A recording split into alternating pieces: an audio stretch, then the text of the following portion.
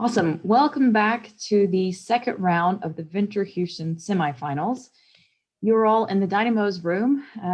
We have a wonderful panel of judges here today, including Allison Piper-Campbell from the Houston Angel Network, Diana Murakhovskaya from the Artemis Fund, Maria Maso from BAMA, and then Jeff Carnrite from Carnrite Ventures. We're going to get started with Bobby from DOS. Bobby, if you can go ahead and share your screen and get started. You've got 5 minutes to present. Okay.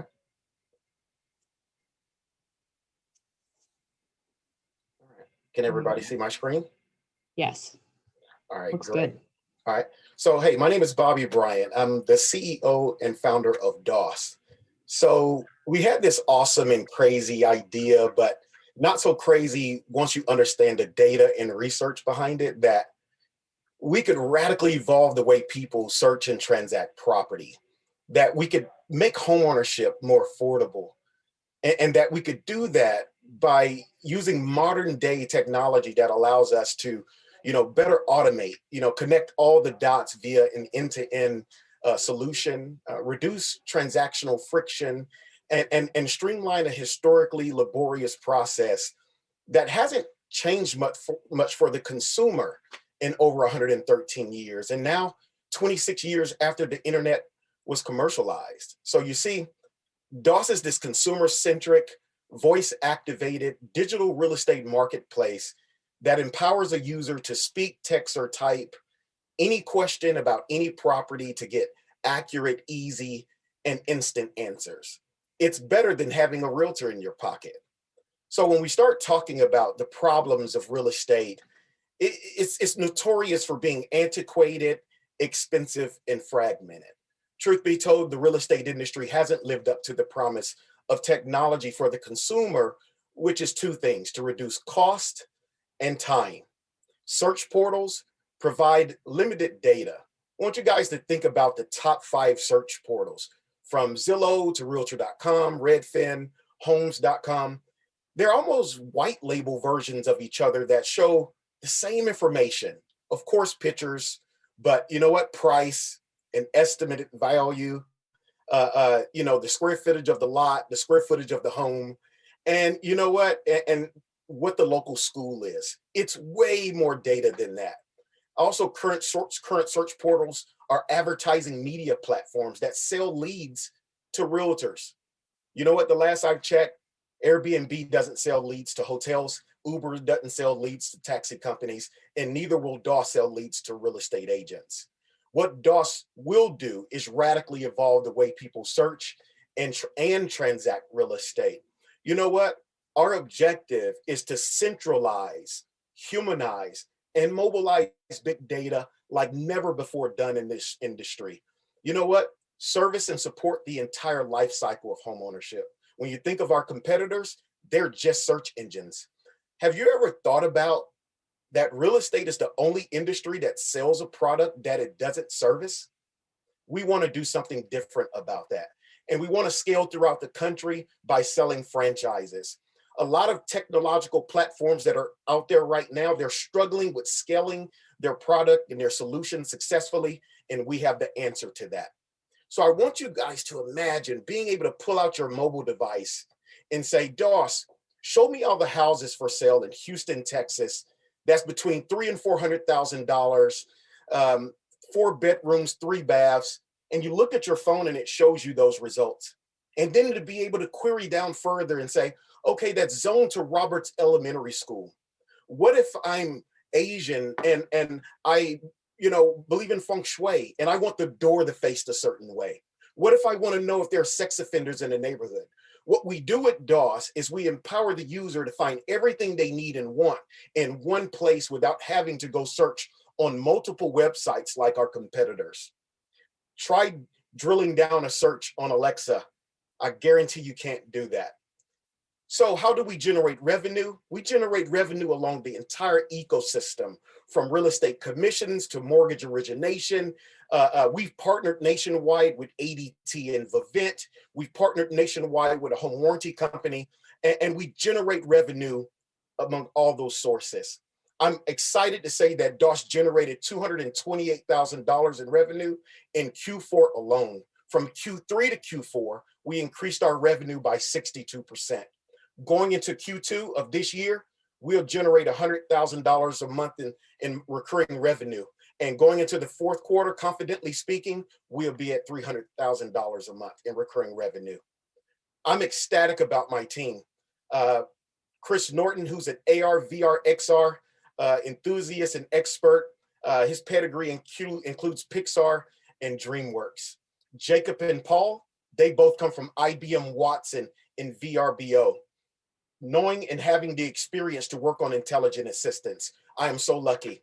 One of our advisors is Richard. Richard is an ex-National Association of Realtor president. He also owns a RE/MAX franchise in Colorado. Dr. Joan, oh my gosh, lucky to have her. She is ranked the top #4 in the world voice expert. She is the founder and CEO of Women in Voice. And Russ, we're fortunate to have him. He's exited a company, and Russ actually is the pioneer of listing MLS listed homes on the MLS. He was Zillow before Zillow. So again, we have a capable team. The timing is perfect. And you know what? Our time is now. I want to thank you guys so much for allowing me to share DOS. I'm ready for any questions. Thank you, Bobby, for that excellent presentation. Let's open it up to the Q&A judges. Any questions? Allison, go ahead. Let's start. Hi, Bobby. Nice to see you. That was a great job. Well done. Nice intro there. Thank you. I do have a question about the franchise model you talked about. Usually with the franchise model, there's some sort of territory or something. So talk to me about how you break it up and then how the revenue model works. I saw something in there about a referral fee for the realtors. Do you know, explain it in terms of comparison to the traditional 6% model?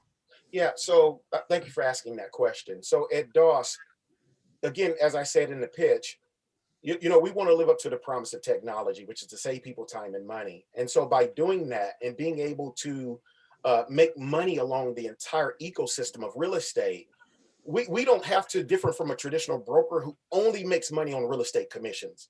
We make money along the entire way, so we want to pass that savings on to the consumer. So when we list a property for sale, we have a 1% listing fee to help sellers preserve some of their hard-earned equity. But there's a rule to that. If you're selling a house and buying a new home, then you get a 1% listing fee. You save money. You pay 3% to whoever brings the buyer. But when you buy a home, you don't qualify for a buyer rebate. We get the entire commission there, right? So we help them save money. And then obviously the way the system works now, when they buy a new home, the seller of the home they're going to buy pays us, right? So it doesn't come out of their equity. Now, if we're working with a buyer and it's not somebody who's selling, that buyer, we do give a 1% rebate. We want to help lower their closing costs. Hence the reason for our mission statement is to, make homeownership in America more affordable, right? And so in terms of the franchising fee and answering that question, or the franchise, we want to sell the franchises by market area, not zip codes. Now, the cool thing about a market area, it can have more than one zip code. And the way we generate revenue, because we're going to have a marketplace that consumers can search and want to connect with a realtor in that particular market area, the last thing we want to do is have a consumer that is looking and shopping in River Oaks, right? But they get put in contact with a realtor on the other side of town in the Woodlands that don't know anything about River Oaks. So we want area specialists. That's why we want to sell and connect consumers with somebody in that market area. And with that being said, we make money one of two different ways. If that local franchisee generates their own business, then we only make a flat fee. Our objective, however, is to give them and connect them with as many consumers as possible. In that regard, we make a 25% referral fee, meaning if there's a $10,000 commission being paid, we make 25%, which in that case is $2,500. Of course, we want to do that as much as possible. Okay, thank you. Yes, ma'am. Bobby, can you talk a little bit about and dig deeper into your sort of sales strategy? And so are you meant to work with realtors? Sort of how are you getting, both sides of the marketplace built up as you scale? Yeah, so great question, because that's exactly what we're doing right now. You know, in terms of, you're right, Diana, that chicken and egg, right? It's a marketplace. So we've been building the right-hand side. We do have agents that work for DOS, right? That's how we generated our revenue. So we have, you know, agents right now that work with both buyers and sellers. And so you get those systems in place, and you tighten up and you make that efficient. So when we do launch the technological side, now all of a sudden you have the boots on the ground and people in place. It's like the movie Halt and Catch Fire. It says technology is the thing that connects you to the thing, right? And so what we're doing is with the technology, when it turns on, now we have the people and the expertise in place. So when the consumer says, DOS, I want to be put in contact with the realtor, now we have the people in place to you know, continue that rich experience. What is, hi, thank you so much for your presentation, Bobby. Thank Question from my side. What is stopping your competitors to develop this technology? What You is... know, great question. The thing there, Maria, is, you know, the beauty about what we've developed, we've been working on it for 4 years. You know, so we have a time advantage, right? When you start talking about an intelligent user interface and our approach to doing business, I think, you know, they could pivot that Titanic ship, right, and try to come in our direction, which is okay. But I think the best thing to do is probably acquire us. When you look at the time that it took, when you start talking about creating an intelligent assistant and the nuances and, you know, getting the voice down, when you start talking about accents and English as a second language, or a person who lives in Boston or Alabama and they talk like that, we have to get those dialects down. And so that took a lot of time. So me and my team and our advisors, we believe that it may just be easier to buy us instead of, because what people end up doing is buying that time, right? So we all have access to the same data, but I think what separates one company from the other is what's your business method and model. And we have one that is consumer centric. All of our competitors are agent centric. I think that your answer is going to my second question. So accent, you can see that my accent is super strong, and Houston is one of the most diverse cities with a lot of people from abroad, and you can imagine the discussions that I have with Alexa because she doesn't understand me. So what are you doing to fix that? I'm so glad you asked that question. The beauty about DOS is that, you know, I work with a lot of clients, and you're right, Houston is the most diverse city in the United States right now. And not to mention, we have a lot of people moving here. By the end of the summer, you'll be able to speak Spanish and Portuguese. Eventually, we're going to be adding Mandarin, Yoruba, etc. We're going to pay attention to the users and what they're asking DOS, because I know when I'm working with clients in the past, it's not that people don't speak good English, they actually comprehend better in their native language and tongue. And so we wanted to make sure that with our solution that you could speak your native language. Good luck doing that to a pre-filtered box on Zillow or Realtor.com. We're able to meet the client exactly where they're at with our technology. So thank you for that question, because Spanish and Portuguese will be added by the end of the summer. That's awesome. Jeff? Yeah, Bobby, I have maybe one last question. How do you guys maintain a data advantage over competitors as either new folks enter the space, or like a Zillow or Trulia or one of those guys is a natural substitute for your product as people are looking for real estate information on homes and properties that they're looking at? How did you guys build the product, one, to have that data advantage now, and then how do you guys expect to try to maintain that edge going forward? Man, great question, Jeff. So the beauty about building on an intelligent user interface versus what all of our competitors build on, which is a graphical user interface, right? And when I say intelligent user interface, we have the luxury, when I said earlier in our pitch, modern day technology, of layering infinite amounts of data with an intelligent user interface that can leverage everything that AI offers. And with that being said, we're able to partner with data providers and leverage all of their data, even down to the nuances. I'm gonna give you an example, Jeff. One of the data providers we work with is based out of Canada. Although they have all the data for the United States and Canada. You could even say, hey, Doss, I want to live on a quiet street in Houston, away from the nightlife, right? I mean, it's that granular. And the advantage we have, or I want you to think of it this way, who goes to Google and input their criteria, and it says you have 1 million results? How many people go past page 1 or 2? Nobody. Then you have to have the discernment, right, to read that information and determine, right, what's best for you or what makes sense. What our research showed is that millennials, who's the largest purchasers of homes right now, give me the best information so I can make the decision instantly in the palm of my hand. And so we do have an advantage of being able to layer infinite amounts of data via intelligent user interface that doesn't require you to scroll for days. It just deep dives instantly into the utterance and response of what you're asking the technology. Got it. Okay, thank you. Great presentation. Awesome, Bobby. Yeah, great presentation. I loved your shout out to Alabama there. We're not that exotic, I promise. Roll Tide. Awesome. Yeah, exactly. War Eagle. So next up, we've got Tatiana from Coda Health. Tatiana, you're here. There you are. I sure am. Can you hear and see me okay? We can hear and see you perfect. If you can go ahead and start sharing your screen, you can get started. Yeah, absolutely. A second. Stephanie, do I just go ahead and leave? Yeah. Yeah, if you can drop off, that'd be great. Thanks, Bobby. Great. Hi, everyone. My name is Dr. Fofanova. I am the co-founder and CEO of Coda Health. And I'd really like you to take a moment of reflection and think about some of your loved ones. Maybe your mom, your grandmother, probably folks that you haven't seen in a while.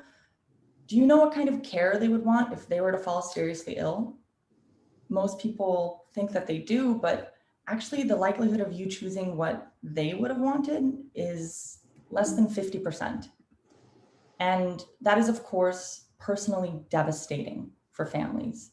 But this disconnect is also egregiously expensive to payers and health systems that spend over $100 billion each year delivering healthcare that people don't even want. And traditionally, planning for future healthcare has fallen to estate planning attorneys or to those folks that are proactive enough to pursue direct-to-consumer solutions. But these approaches often ignore the quality of the conversation. They cut doctors out of the process entirely. And, frankly, they target people who can afford it. But most Medicare beneficiaries live at or below the poverty line. It is the oldest and the poorest that are the highest utilizers of healthcare, and they do not have access to these forms of solutions. And despite 80% of patients wanting to talk to their doctor about this, less than 7% actually have, because for providers, it's more than just a lack of time. These conversations are difficult, requiring specialized training and documentation tools that they just don't have. So at Coda, we realized that we needed to make this process easy, engaging, and accessible for everybody. So our patient-facing platform was co-created by palliative care physicians, medical ethicists, and patients themselves as a way to empower them to make more informed decisions. Coda is the only tool that digitally personalizes this conversation, which is a low-labor approach that makes it accessible and effective at scale through a patient's own doctor. And no other platform brings medical decision maker alignment into the legal process. Introduced by the provider, Coda does the conversational heavy lifting. So it delivers and provides personalized, culturally relevant content that improves patient engagement and education tenfold. And as people navigate it, their responses are organically captured to generate the necessary medical and legal documents they need to protect their care. Documents they can access, share, and virtually notarize on our platform for free. So why now, right? This has always been a multi-billion-dollar problem, but the regulatory and reimbursement environment didn't exist to support a solution like this until now. And that's because Medicare is rolling out sweeping initiatives in novel performance metrics and reimbursements that are specific to this conversation.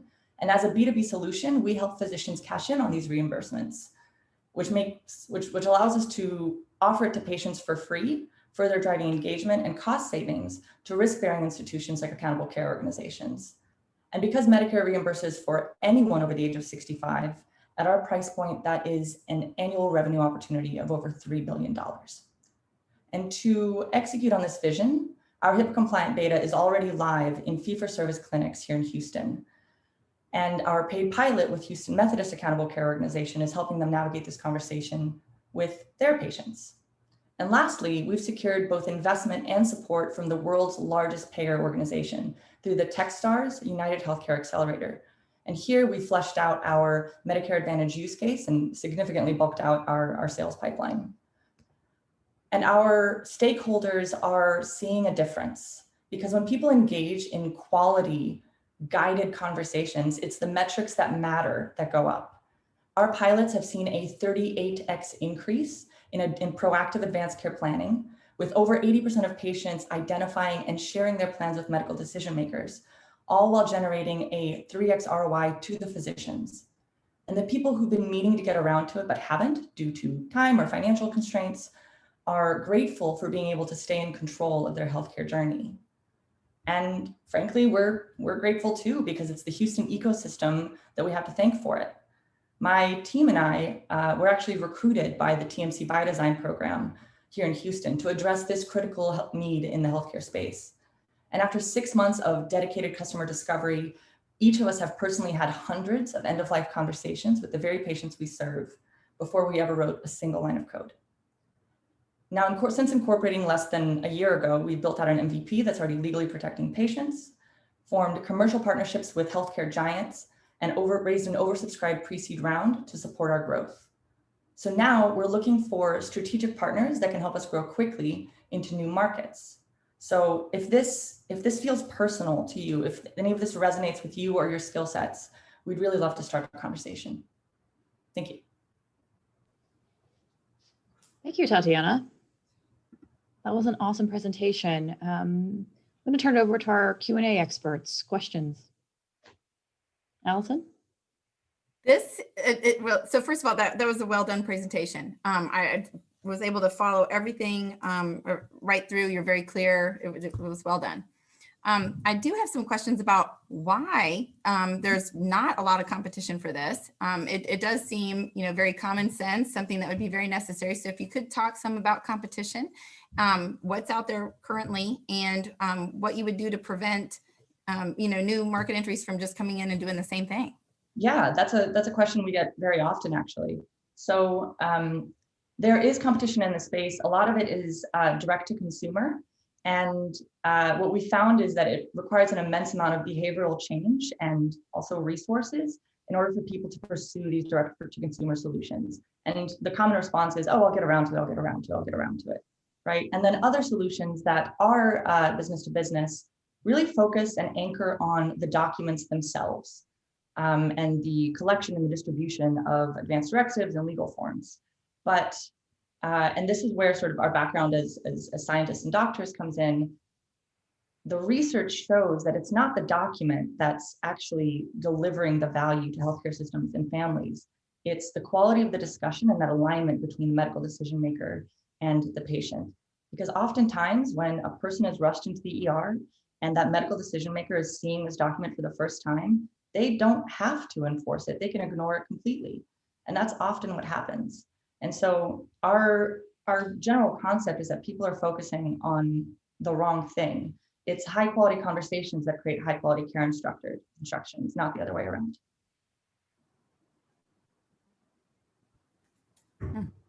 Hey, Tatiana, it's Jeff Carnrite. Good to see you again. Hi, Jeff.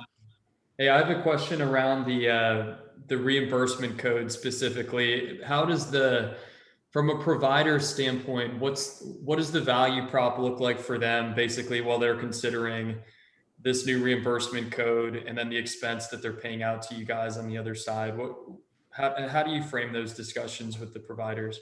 Yeah, absolutely. So for our providers, about 96% of revenue is actually left on the table from these two reimbursement codes.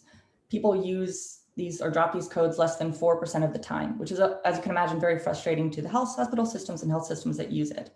And a lot of that that hesitancy comes from the sheer awkwardness of the conversation, right? So if there's 2 reimbursement codes, you're about to get money for it.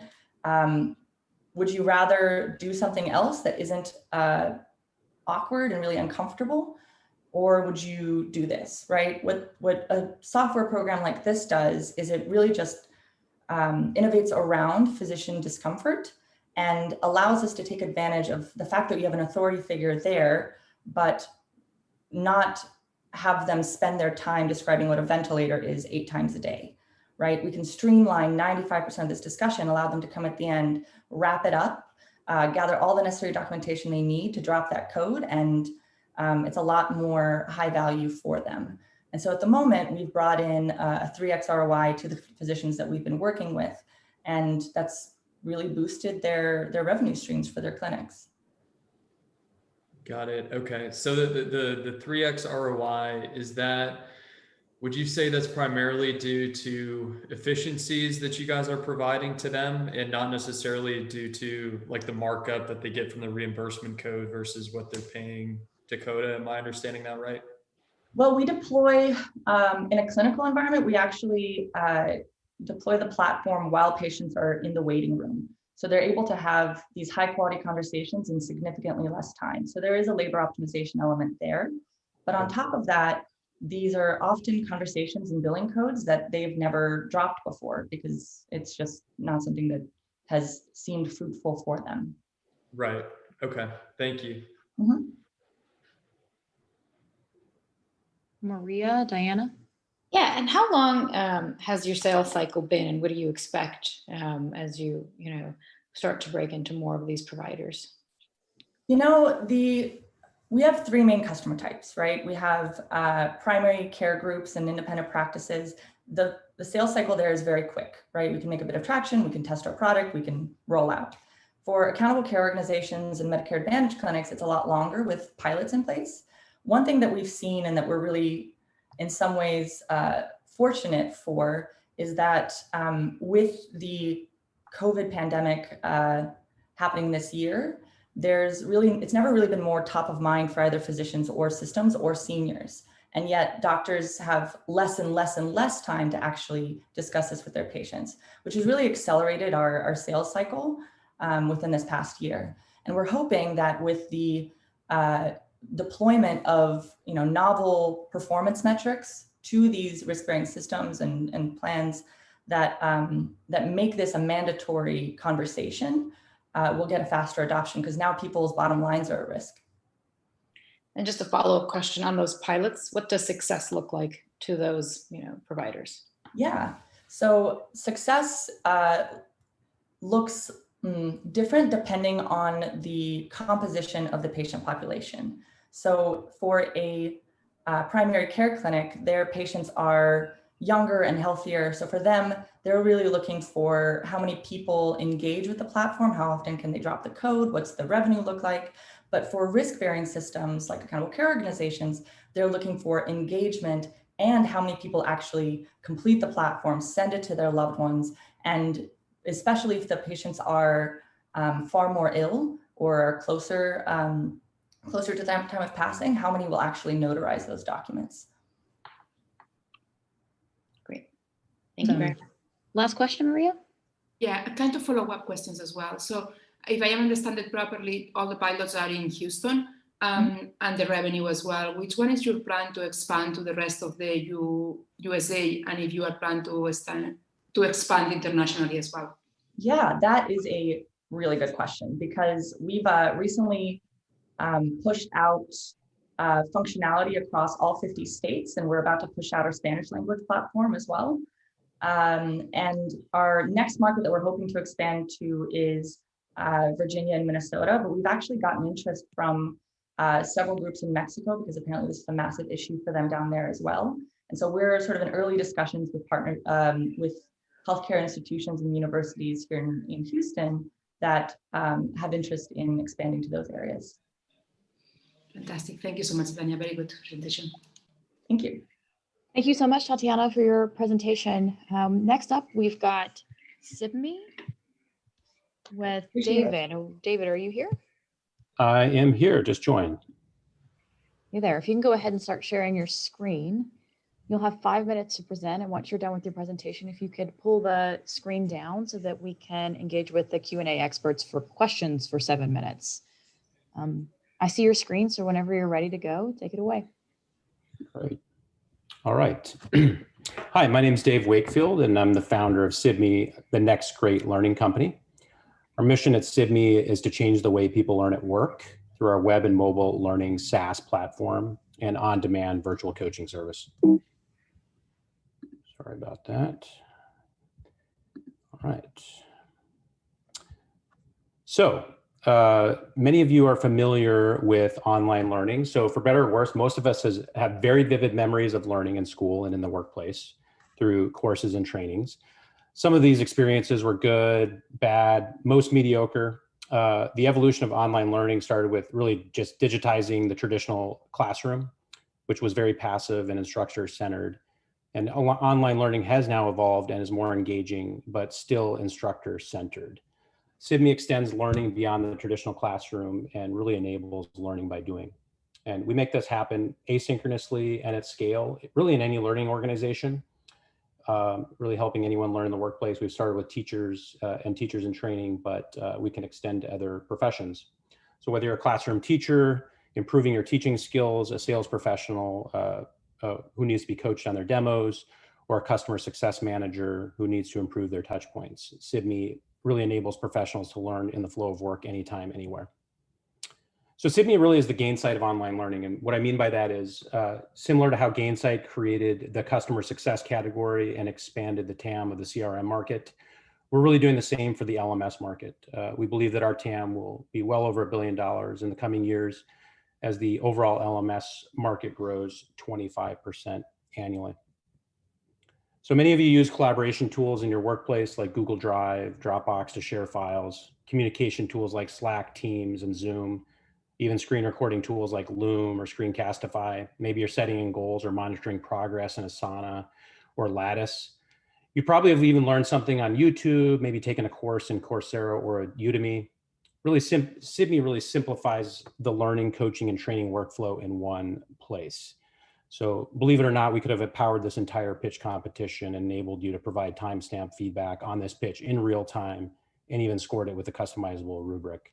So we sit in the middle of this Venn diagram because we provide the data and analytics of a traditional LMS, and we power the delivery of online professional services and training in some of the largest K-12 companies in the world, Scholastic and HMH, and have the potential to do the same in leading corporate consulting firms like Deloitte and IBM. We're a passionate, unpretentious, and scrappy team who knows learning, tech, and business. We have a great group of committed angel investors and advisors, and our core team has been together for a while now. We're really ready to leave the minor leagues and take Sibme to the next level. So we've had a lot of success over the last few years. We have close to 200 paying customers in K-12 and higher ed with a few large corporate partners. We've been very capital efficient. We raised $500,000 in 2017. It's all that we've taken in. We actually grew over 400% in Q4 versus Q4 19. Really, COVID has been an accelerant for our business, of course, with online learning and ed tech. We've recently surpassed 2 million ARR and are on track to do 3 million this year without any additional capital raise. So with a professional raise of 5 million, we're confident we could grow much faster. We started with a small niche serving K-12 teachers and teachers in training, and we'll continue really to grow that out. And then we'll expand into new market opportunities, sales and marketing, lots of training opportunities in the corporate space that we could tackle as well, healthcare and so on. So we'll really need this money to deploy capital towards sales and marketing. We're really underinvested in marketing, some product enhancements. And really the question is, not that we can definitely raise money. The question is, why should we partner with you? And we're really looking for partners and investors who can immediately add value to really the next great learning company. And that's us, Sibme. Awesome. You ready for questions, David? Sure. All right. I'm going to turn it over to the Q&A experts. Questions for David? How much are you raising, David? 5 million. Do you have terms and a lead investor? We do not. Okay. David, Awesome. hey, thanks for the presentation. I have a question around the contract structure. So when you guys go out and get new customers, are you partnering with the schools themselves to basically put this in place for their teachers? And are 100% of the existing, is 100% of your revenue mix today from educational institutions, either schools or colleges? Yeah. So 100% of our revenue comes well, not quite 100%, but close to it. Higher ed, university preparation, teacher preparation programs, and school districts, K-12 school districts. And then we have a variety of corporate partners that really sell into the K-12 market. So we're powering their professional learning and consulting work that they do and deliver online to their customers in the K-12 space. Okay. And then, so how are the contracts typically structured? Mostly annualized contracts, typically sales cycles in the education market, July to June 30th, annualized. We do have, in higher ed, we have some on-demand sort of students register and pay online through their university. So they pay by the course, and then they will pay a subscription to Sibme for either their entire program or a semester or an entire year. Okay. So you guys size each deal basically based on the amount of content that they'll be receiving? So we, so we don't provide content. We are the platform that powers training, coaching, and consulting services where they're interacting with the teachers to help them become better and more effective, similar to training a sales professional to be better at their demos, or a customer success manager to do a better job with their touch points. So coaching them and their performance and their skills using video like Zoom, and teachers can record their instruction with their smartphones and share that video for feedback purposes and training purposes. Got it. Okay. So you just size them based on like the amount of users that will be on the platform. Yep. Users, we sell annualized licenses primarily, or multi-year contracts with the universities and school districts. Okay. Got it. Thank you. Thanks for the presentation. And so with this 5 million raise, what are your milestones in terms of revenues and where you plan to get there?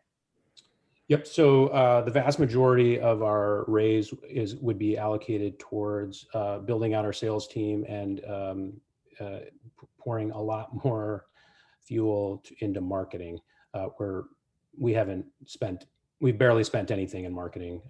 We have a small sales team that we're growing out right now. So the vast majority of that would be digital marketing, conferences. In our industry, conferences are important. Thought leadership. We run our own annual conference now. Our second annual conference this summer. It's all online, attracted over 2,000 people last year. We hope to triple it this year. So a lead generator for us as well. So in terms of what that capital would help us do is greatly expand our sales team. We project we could do within the next 24 months, between 5 and 10 million ARR. Within 12 to 18 months, 5 million, and then 10 million in 24 months.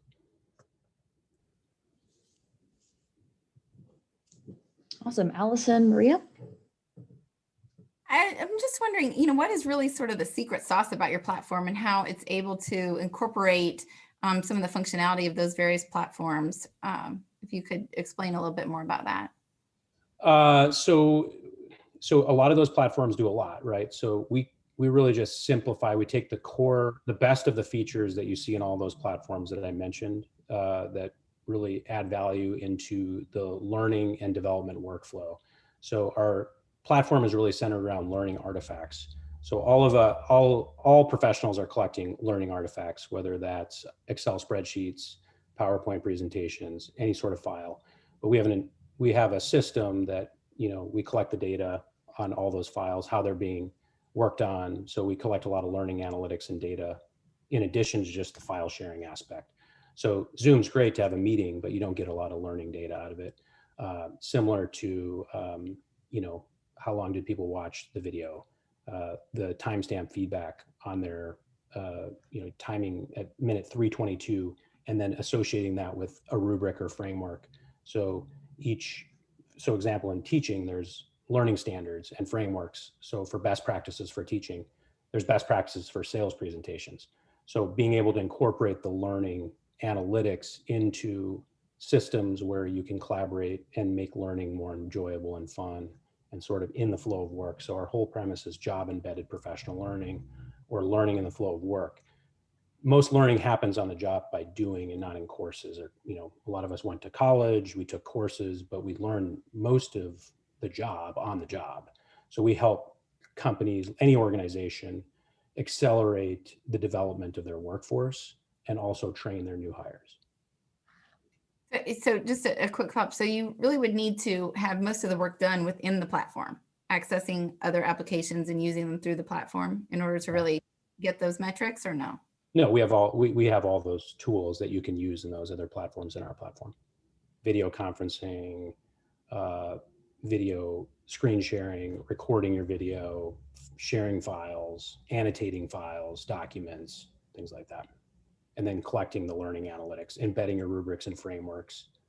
When you're analyzing those files, you're tagging moments on those files and collecting, you know, really good insights on how your team's learning and improving. And then setting goals and monitoring progress is a big one too. Is there time for one more follow-up to that, Stephanie? Yeah, we've got a couple more minutes.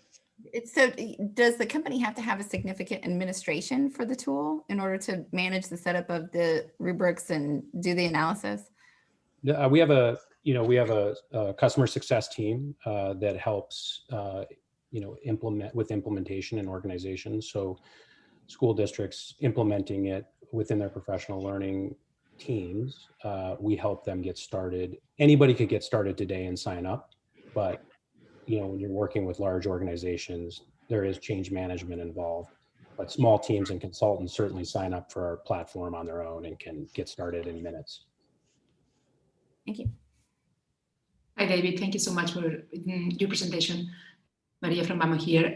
Quick question about your exit strategy and your background. So do you have any experience with exits before, or someone in your team have experience? And the second one is, which one is your exit strategy, who you can see buying the platform in the future? So my background, I was an educator, so I do not have a successful exit under my belt, but we do have a strong team of advisors and angel investors who have all exited companies in our space as well. In terms of exits, the potential, you saw a lot of names on that slide that I initially showed you that you know, are possible acquisition target. Some of the bigger providers that we already work with certainly could acquire us. We also believe, though, that we can be a big company. So, you know, hopefully we're the next big IPO. Awesome. Thank you so much, David. We're just about out of time. I really appreciate your presentation. Next up, we've got Emily with the Postage. She's going to be coming into the room shortly. Emily, are you here? Awesome. You can go ahead and start sharing your screen. You'll have, hi, Emily. There. You'll have 5 minutes to present. And then as soon as you're done presenting, if you could take down your screen, we'll have 7 minutes of Q&A with the expert judges. So whenever you're ready, go ahead and get started. Sure. So last week, my friend Gabby called me on the way to the airport. Her dad had just passed of COVID. She had asked her dad to sign up for the Postage months ago, and he never did. So she called me frantically that morning, asking me for a checklist and resources. I provided what I could, but even this week, she wasn't even able to post her father's obituary on his Facebook. Dealing with death is something we all have to go through. It costs time, money, and emotional grief. It impacts your families, the legacy you leave behind, and the financial future of your loved ones. And there's never been a straightforward way to manage that and organize your affairs online until now. I founded the Postage because I knew there had to be a better way. No paper checklist needed. We needed to have a full service digital platform that covered everything: estate planning, funeral planning, password management, document storage, and even a way to send videos and emails to your loved ones after you were gone. Gabby had also asked her father to record videos so that her future children would know their grandfather. She's not going to get that chance, unfortunately. So what's great about this opportunity? The opportunity itself. It impacts 200 million US adults alone in the US. Today, 2/3 of adults in the US lack an advance directive because of the cumbersome process it takes. Today, only 2% of the death care industry does commerce online, and that needs to change. And we're here to change that. Because over the next 30 years, 30 trillion in assets will be passed down through estates, and that's the largest transfer of assets we've ever seen in the US and the globe. And the Postage is going to help move that forward. So what are the 4 key factors that set us apart and really give us the opportunity to become an emerging leader in this market? 1, our user experience. It gets stronger as more people use it and it grows. Our comprehensive service platform. You don't need any paper checklists, and it's ready for national market scale. Our industry first newly launched mobile app, which allows you to estate plan on the go. Whether that's taking a picture of your tax return that just came in the mail, that's videoing your children on Christmas to get that memory, or it's sneaking in the recipe on Thanksgiving when your great aunt is making that secret recipe that she won't share with anybody. You can be taking notes right in the mobile app.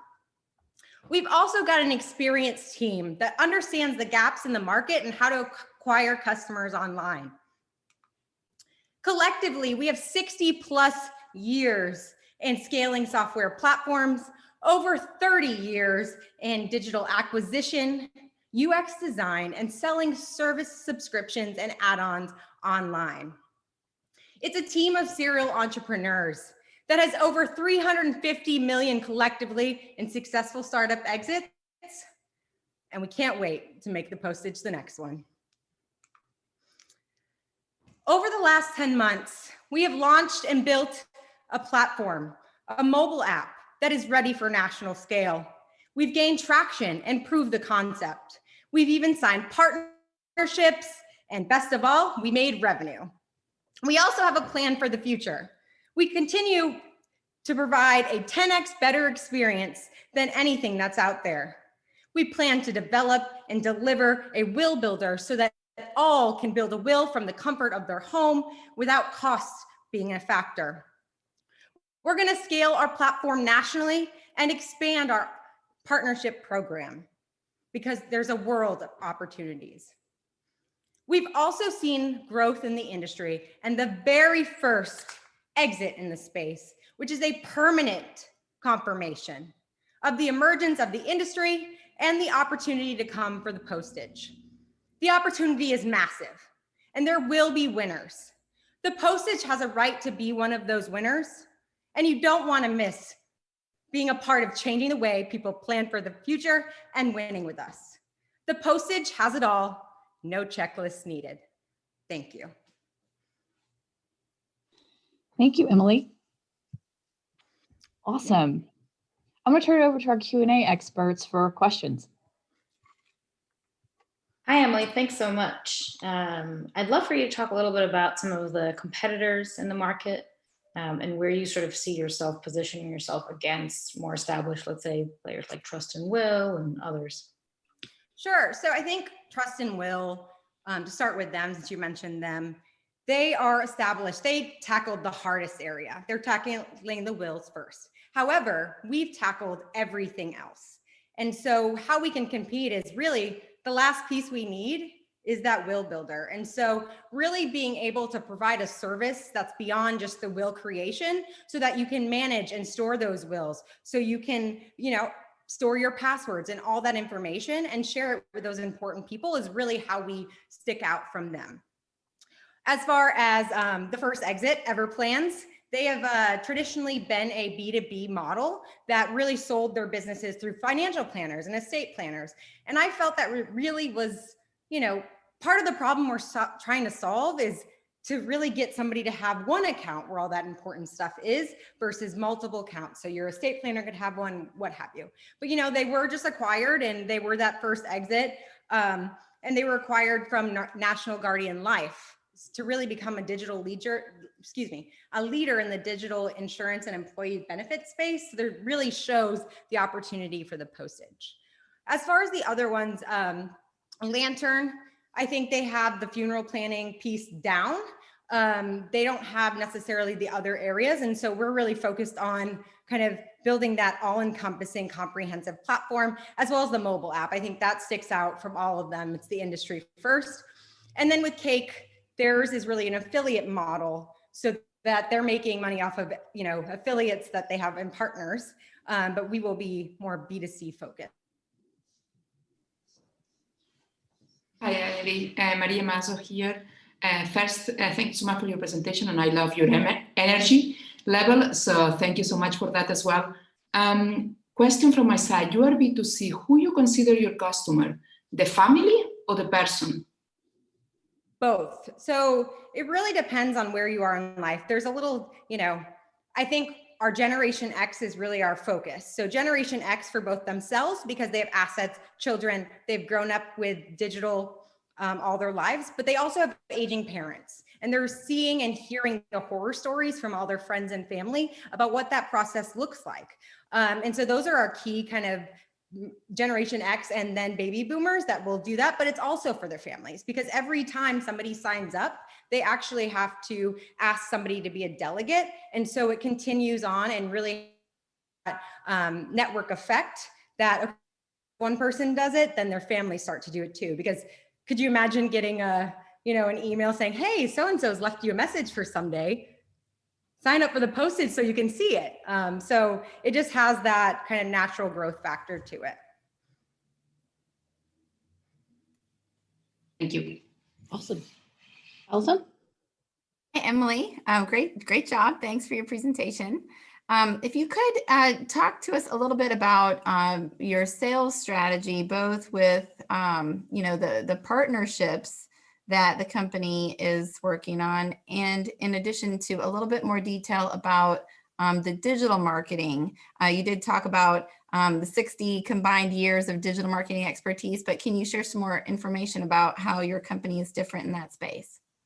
Sure, no, absolutely. To start with a partnership. So the partnership program really wasn't something that was in my roadmap in this first year, but got inundated with interest from other companies wanting to do something with us. So we ended up signing 4 partnerships, which will be channel partnerships, but that's really because we don't have an internal resource today. I have a sales experience, so I was able to kind of get those deals rolling, but it's not my main focus. And so really getting in somebody who can close those big deals and really be partners. I think our most notable partnership is with Creative Solutions in Healthcare. They have 92 plus locations, assisted living facilities, and they're actually building us into their admissions process. So as somebody starts living there, their families, as they enter, they talk about, okay, this is a helpful tool to walk you through the process of what you need to prepare, as well as they're going to even incorporate it into their activities at the home. So that's really exciting, so that they can be starting to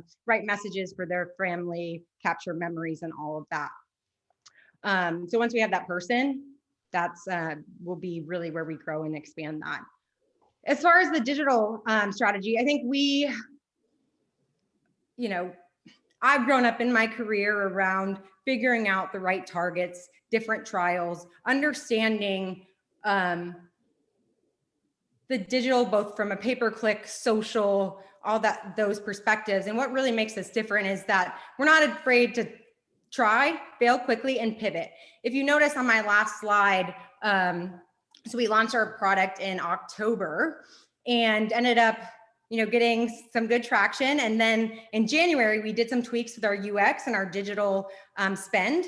And actually this one is something that's been catching fire on social, which is something that is a different, totally different than, you know, an energy space or other ones like that. And so in January, once we pivoted and we've spent that little budget in the trials beforehand, you can see it basically quadrupled our highest month in January alone.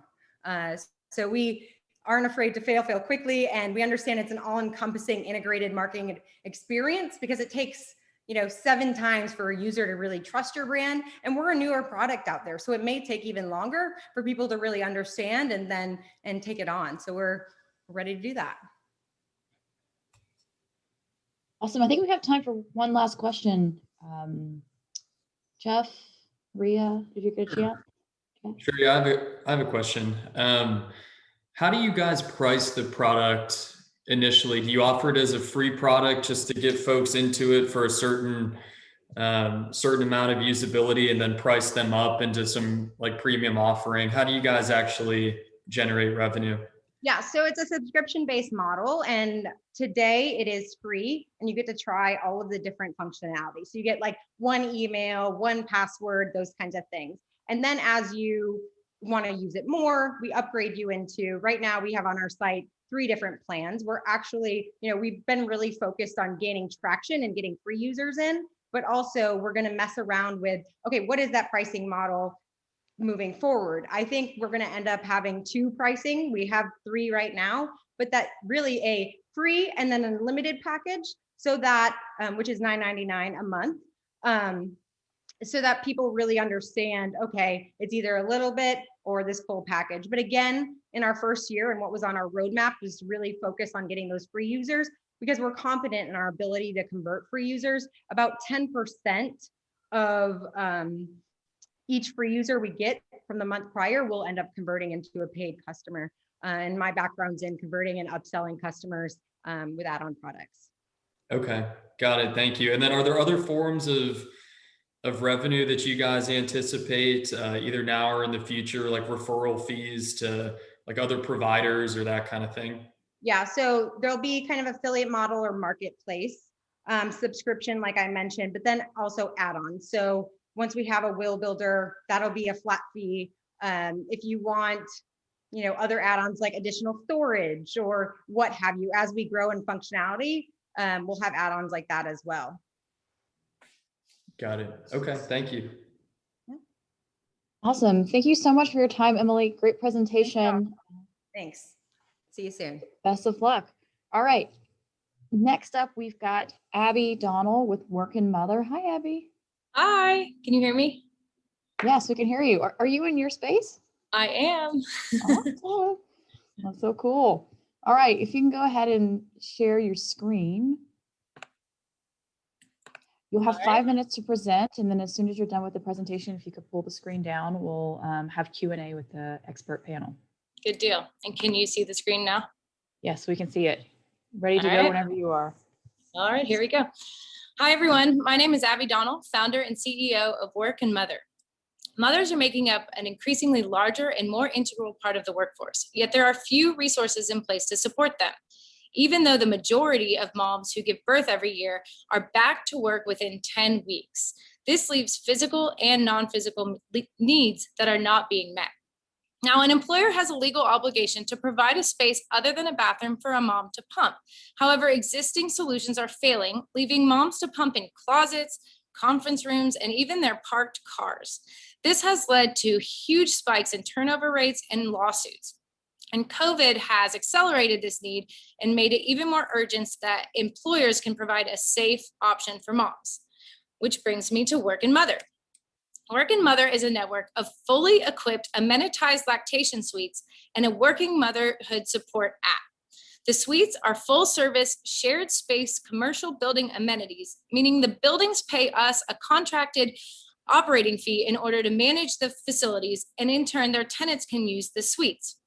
This makes it easy for employers to satisfy legal obligations, provides well credits for the buildings, and provides a much better solutions for moms because everything they need is there waiting for them. Hospital grade equipment, cleaning, sanitization, refrigeration, much more, you name it, we have it. But the problem is much bigger than the physical needs. And that brings me to the support app. The app, while moms can use it to access facilities and navigate the suites, is not limited to the suites or even to the breastfeeding phase. Rather, it supports all working moms throughout their working motherhood journey. The what to expect of working motherhood, the app anticipates a mom's needs and proactively serves her content and resources at the time she needs it most. Our dual approach, B2B and B2C, physical and virtual, allows us to address this problem holistically, and in doing so, create a huge $45 billion potential market. It also is a win-win-win for moms, employers, and buildings. And this approach provides us with several steady revenue streams because the amenity fees make up our foundation and provide for steady growth, while the app and add-on services create quick scalability and high margin growth. There's no one out there doing what we're doing with regards to the suites. There are privacy pods on the market, but those only address one small piece of the puzzle, and they're not an appropriate solution for a professional environment. With regards to the tech, there are lots of options during pregnancy and in the very, very onset of the breastfeeding journey, but all these resources tend to drop off right before mom transitions back to work when she needs help the most. And that's our strength, is that while we start our support services during the prenatal phase and during maternity leave, we really excel in helping moms transition back to work and navigate this new dual role successfully, even throughout breastfeeding, because we prepare them for new transition periods and hurdles. Our most notable competitor in this space is likely the Maven Clinic. However, they're medically categorized and focus more on provider connections, whereas we are content focused. And our big differentiator is the real estate component. The buildings give us a competitive edge because they provide us with a direct channel to their tenants, thousands of tenants, and function in a way as our sales and marketing engine. We're working with the nation's top real estate firms whose assets under management value over $800 billion. This enables us to grow alongside their portfolio, as tenants at one location can have access to our entire network. And so that incentivizes the buildings to continue working with us and bars new competitors. As I mentioned, it also provides the building with valuable WELL and ESG credits. So why now? This problem has been building silently for years as moms have suffered in isolation. It is now forefront in the spotlight. Employers are aware of how it's impacting their bottom line. There are more women in elected office with new legislation coming to light every day, and it's hard for employers to keep up. But in order for them to remain competitive, to regain and retain all of the talent that left during this COVID pandemic, they have to have a way to bring moms back to work safely. And we are the ones to do this. We have the background, the credentials, the complementary skill sets to cover our B2B and B2C bases. We are all mothers or fathers who are experienced in navigating the working parenthood trials. And we've bootstrapped to get this far, launched our pilot, learned a lot from our customers, made the associated adjustments, and that has led us to 5 locations, 2 open, 1 under construction, and 2 in pre-design. And so now I'd like to invite you to join us to take advantage of this opportunity and reshape the workplace for moms. Thank you.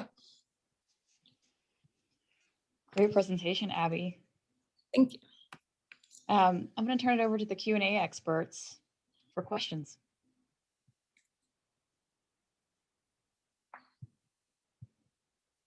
Allison?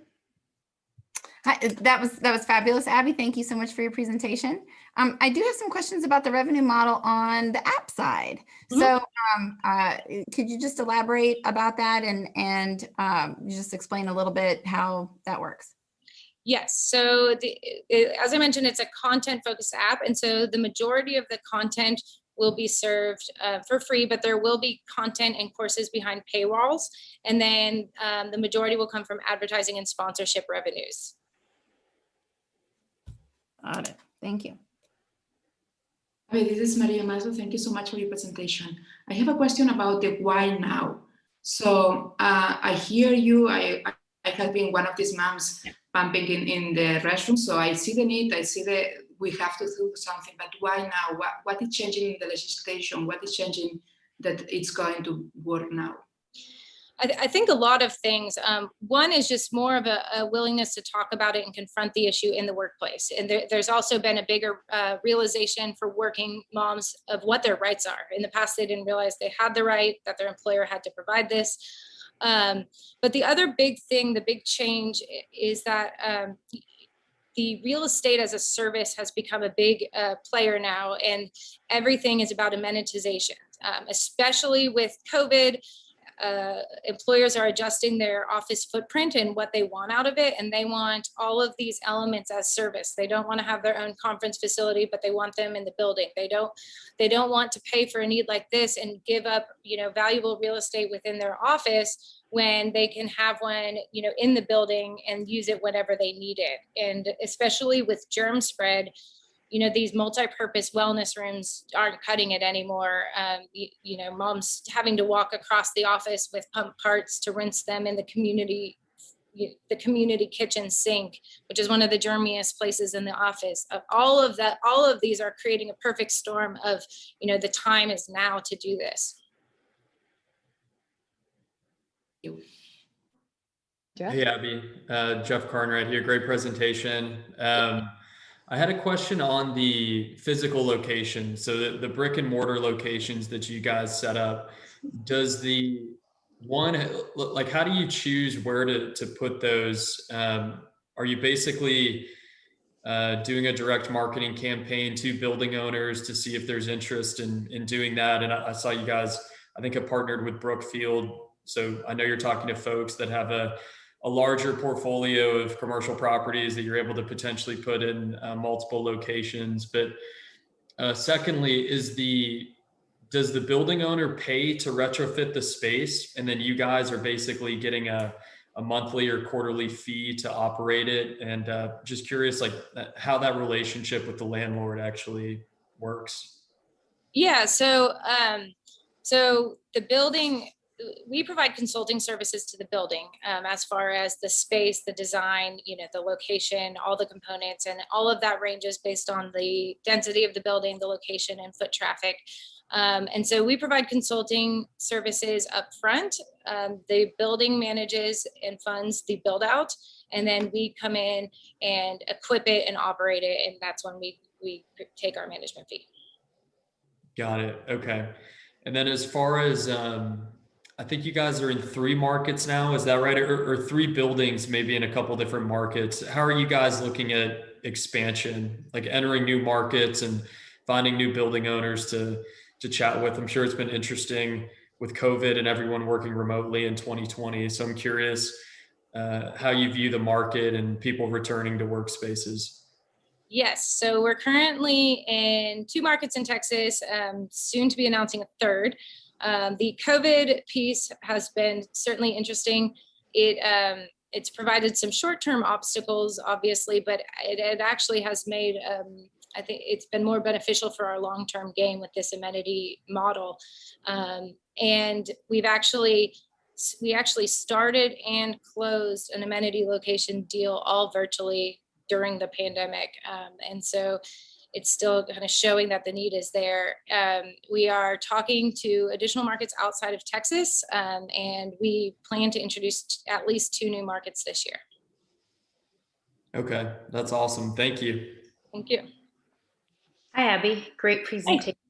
Can you talk a little bit about how you're engaging with the building owners and the real estate owners to, turn on a cross-marketing engine in order to get users, especially, for the future app and everything? Yes, so we are working with, we're actually working with the landlords, building owners, and the architects, which really create a strong presence in the building. the building engine is reinforced in a couple ways. One, all of these buildings now have their tenant amenity apps. So we factor into that as something all tenants are kind of enrolled and exposed to right off the bat. We have building signage, wayfinding signage, because we are amenity, most of the tenants, they either pass us directly or pass all of our signage on a daily basis. And then the tenants are also sending out memos and notifications directly to their tenants. And in some properties, depending on that app configuration, we can actually push stuff out through their property apps as well. Great, thanks so much. Thank you. Awesome. We've got time for a couple more questions if the judges have them. So you're currently in Houston. Abbey, where can people find you today? So I am currently sitting in our Allen Center suite. We've got 2 locations in Houston, soon to be announcing a 3rd, and our Austin location opens in a couple months. And then, as I said, I'll be announcing one more Texas market, hopefully very soon. Did you give information already about any prior raises, or if you're doing a raise now? We've primarily bootstrapped and taken a tiny bit of friends and family investment, and we are now raising $1 million through a convertible note. Abbey, follow-up question for your user base. Like, are you seeing that most of the current users use both the physical space and the app, the technology component, or are you seeing that you have maybe like 20% of your overall users using both and a substantial amount only using the tech component? So our tech component at the moment is primarily focused on the suites. Part of the raise is to actually build the dev for the other component. We actually anticipate, the nice thing about the new component of the app is that it appeals to all working mothers, not just those restricted to the suites. And so we actually see, as far as our customer base, a much bigger, ratio of non-suite users to suite users. Right. Okay. Is there time, Stephanie, for a question about use of funds, or are we out of time? We've got some time. Go for it. That was my question. Go ahead. The use of funds will primarily be for the tech development, launching new locations, and marketing and ops. We've actually done no formal marketing to date, so I'm excited to do a little bit of that. Awesome. Thank you so much for your presentation, Abbey. Thank you, and thanks for all the questions. Yeah, thank you for spending your time with us today. So that's the last presentation that we have in the Dynamos semifinals tracks. Thank you to all the presenters, all the companies that took the time with us today, and then of course our Q&A experts for all your incredible questions. So make sure that judges, make sure you fill out your forms. We're going to be back here at 4:55. Myself, Brad Burke, and Samantha Lewis will be announcing the 6th finalist at 4:55. So be sure that you're back to see those announcements. Thanks, everyone.